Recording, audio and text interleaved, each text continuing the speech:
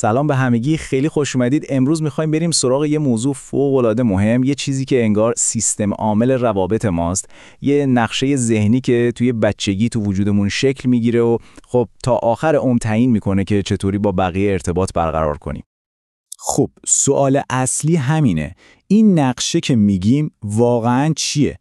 اینطوری بهش فکر کنید، انگار هر کدوم ما یه خونه عاطفی تو وجودمون داریم. این نقشه در واقع همون طرح و بلوپرینت اولیه اون خونه است.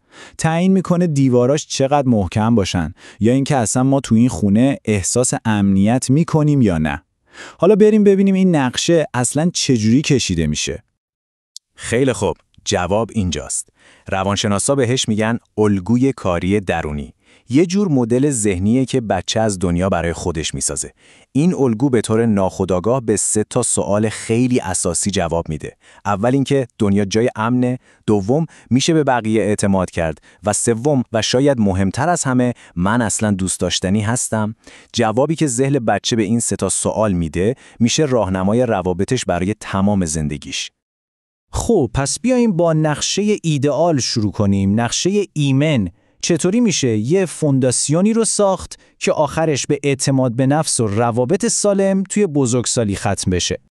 جواب اینه که ساختن این پایه محکم مثل ساختن یه پل خیلی امنه و این پل به 7 ستون قدرتمند نیاز داره. بیایید این 7 ستون رو با هم یکی یکی بررسی کنیم. 2 ستون اول واقعا سنگبنای همه چیزن. اولی پاسخگوییه.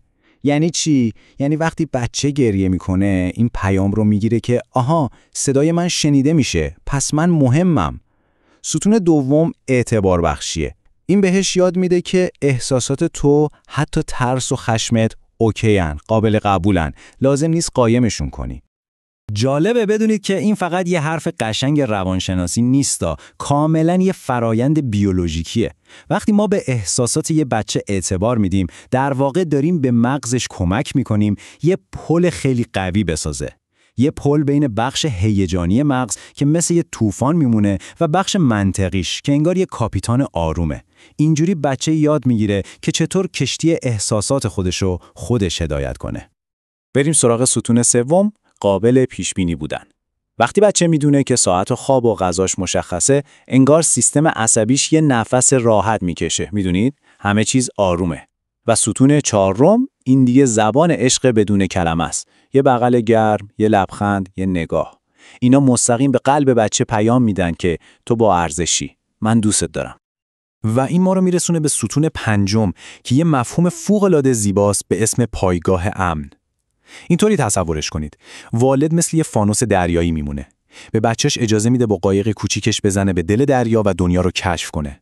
اما بچه همیشه ته دلش قرصه که یه نوری هست که راه برگشت به ساحل امن رو بهش نشون میده. همیشه میتونه برگرده. خب میرسیم به 2 ستون آخر که شاید از همه قبلی‌ها مهمتر باشن چون مستقیما به خود والد ربط دارن. ستون ششم آرامش درونی خود والده.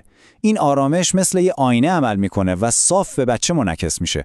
و اما ستون هفتم توانایی ترمیم. ببینید هیچ کس کامل نیست، همه اشتباه میکنن، اما وقتی اشتباه میکنیم و برمیگردیم و عذرخواهی میکنیم، داریم بزرگترین درس دنیا رو به بچه‌مون میدیم، اینکه عشق از اشتباه قوی‌تره و میشه رابطه ها رو ترمیم کرد.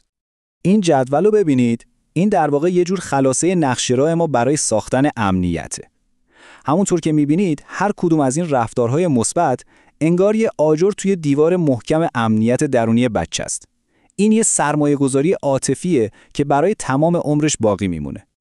خب تا اینجا از نقشه امن گفتیم، اما اگه این آجرها کج گذاشته بشن چی؟ حالا وقتشه که به روی دیگه سکه نگاه کنیم، نقشه ناامن. البته این خیلی مهمه که بدونیم این الگوها اغلب از روی ناآگاهی شکل میگیرن، نه از روی بیمهری. هسته اصلی دلبستگی ناایمن دقیقاً همینه، یه حس دائمی عدم اطمینان. انگار داری روی یه پل معلق راه میری که همش داره میلرزه. بچه یاد میگیره که نمیتونه روی حضور و پاسخگویی مراقبش حساب باز کنه. و همین لرزش دائمی بذر اضطراب رو توی تمام روابط آیندهش میکاره. این مقایسه تفاوت رو خیلی واضح نشون میده، نه؟ یه طرف یه آغوش باز برای هر حسی که بچه داره، طرف دیگه یه دیوار بلند از انکار و قضاوت. کلماتی که ما استفاده می‌کنیم واقعاً مثل بذرهایی هستن که تو ذهن بچه‌مون می‌کاریم. بعضی از این بذرها گل امنیت میدن و بعضیاشون خار ناامنی. و میرسیم به این جمله، یکی از رایج‌ترین و شاید ترسناکترین جملاتی که یه بچه میتونه بشنوه. جمله‌ای که معمولاً از سر خستگی و کلافگی گفته میشه. آره، شاید همون لحظه گریه یه بچه رو بند بیاره، اما زخمی که به جا میذاره خیلی عمیقه. چرا؟ چون پیام پنهانی که به مغز بچه میده ویرانگره. این جمله بهش میگه کسی که من برای زنده موندن و امنیت بهش نیاز دارم، همون آدم منبع بزرگترین ترس منه.